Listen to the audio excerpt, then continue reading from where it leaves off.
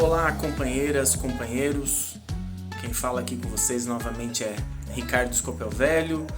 para nosso espaço de discussão, debate, análises do Afronte. O Palavras de Classe vem essa semana, esse começo de mês de maio, dialogar com os companheiros, com as companheiras a respeito de algo que tem acontecido nas últimas semanas, que tem chamado muita atenção de quem se interessa em transformar esse mundo meio ensandecido que a gente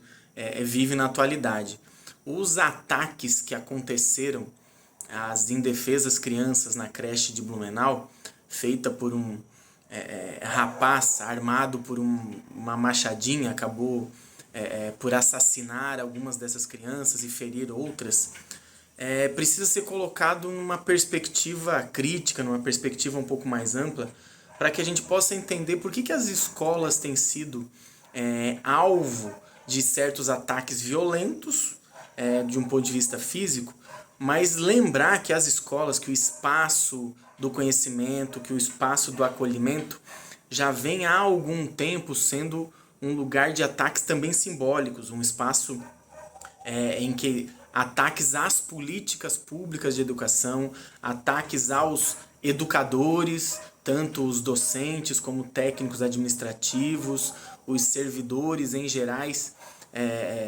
que laboram nas escolas, têm sido vítima de diversos tipos de ataque. Existem setores da sociedade que prezam pela violência como forma do diálogo, como forma da decisão, como forma de estabelecer relações entre os seres humanos. E, infelizmente, essas formas violentas de trazer o debate, questões fundamentais para a infância, para a adolescência e mesmo para a inserção de jovens e adultos no mundo do conhecimento, do saber, tem sido todo esse espaço tem sido um lugar a ser questionado. Vejam só como é interessante que a escola, a universidade, no meu caso como professor de Instituto Federal, como que esses espaços onde o conhecimento acadêmico, o conhecimento científico, o conhecimento sistematizado tem sido questionado de forma, vamos chamar assim, regular nos últimos 5, 10 anos por esses setores da direita, por esses setores conservadores que querem desqualificar o conhecimento científico, o conhecimento histórico, como um conhecimento passível de ser o que estabelece um diálogo racional, um diálogo afetivo e efetivo a respeito do futuro da nossa sociedade. Quando você quer colocar por meio, digamos assim, oportunista, setores armados, grupamentos armados dentro das escolas, como tem sido apresentado aqui em Santa Catarina o projeto de lei na Assembleia Legislativa, que já foi aprovado, foi aprovado recentemente, final de abril, a reinserção de servidores, trabalhadores armados, alguns policiais militares, em algumas escolas particulares já se vê seguranças privados, armados, junto às crianças. Você acaba naturalizando uma forma violenta, como eu dizia antes, de interagir com o mundo, de interagir com a sociedade. Obviamente que é preciso ter ações efetivas para evitar que ataques como esse que aconteceu em Blumenau aconteçam. Agora é preciso entender por que esses ataques acontecem, quais são as motivações, quais são os fundamentos últimos para que esses ataques aconteçam. E a meu ver, e esse é o centro da nossa conversa, a meu ver é a falta de estabelecimento de um diálogo efetivo entre os diferentes indivíduos, entre os diferentes agrupamentos responsáveis pelo acolhimento das nossas crianças, pelo efetivo processo educacional das nossas crianças, pelo efetivo entendimento da realidade objetiva onde as nossas crianças e os nossos jovens estão sendo inseridos. Eu vivencio uma realidade nas escolas em Santa Catarina que é absurda. Nós somos um estado que é o segundo ou terceiro onde mais acontecem violências sexuais dentro das casas. As nossas meninas, os nossos meninos, as nossas crianças estão sendo violentadas por pais, padrastos, avós, tios, tias, irmãos, primos, E esse debate não é trazido para dentro da sala de aula, esse debate não é trazido para a escola. Por quê? Porque esses setores conservadores acham que a moral e que a violência física é capaz de tratar essa ferida simbólica, essa doença, essa patologia social, onde os desejos e a mercantilização dos corpos é absurdamente reproduzida em todos os cantos. A pornografia, o uso e o desuso dos corpos das crianças para o seu prazer individual, o que significa que uma sociedade onde tudo se ganha ou à força ou comprando com dinheiro é uma sociedade doente. E isso tem implicado nos tipos de comportamento nos espaços onde essas crianças e esses jovens estão. Então, na medida em que a gente quer fazer uma análise crítica e uma interpretação mais abrangente a respeito do que aconteceu numa escola, do que tem acontecido não só no Brasil, mas em outros lugares de forma recorrente, é entender de onde que essas mentes criminosas e essas mentes doentias saíam.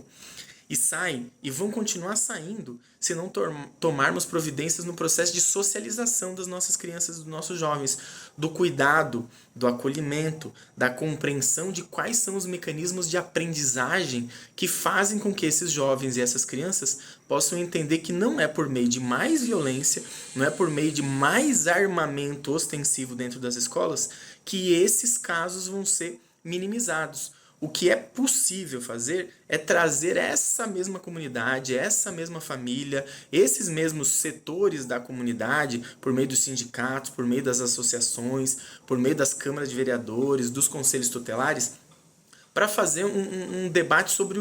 a questão democrática, sobre a questão da inclusão real, sobre a qualificação dos educadores, sobre a preparação dos próprios jovens para um mundo complexo. E não apenas para o mercado de trabalho, não apenas para conhecimentos utilitários, para que seja usado numa empresa, num emprego, para que essa pessoa seja explorada durante toda a sua vida em troca de um salário miserável que mal dá para ele conseguir se alimentar. Então, a grande questão da segurança para esse nosso mês de maio, que inicia com a comemoração do Dia do Trabalhador, vejam, não é do Dia do Trabalho, é o Dia do Trabalhador, da classe trabalhadora, de cada homem e mulher que tudo produz nessa sociedade e que, portanto, pode readequar toda a forma de produção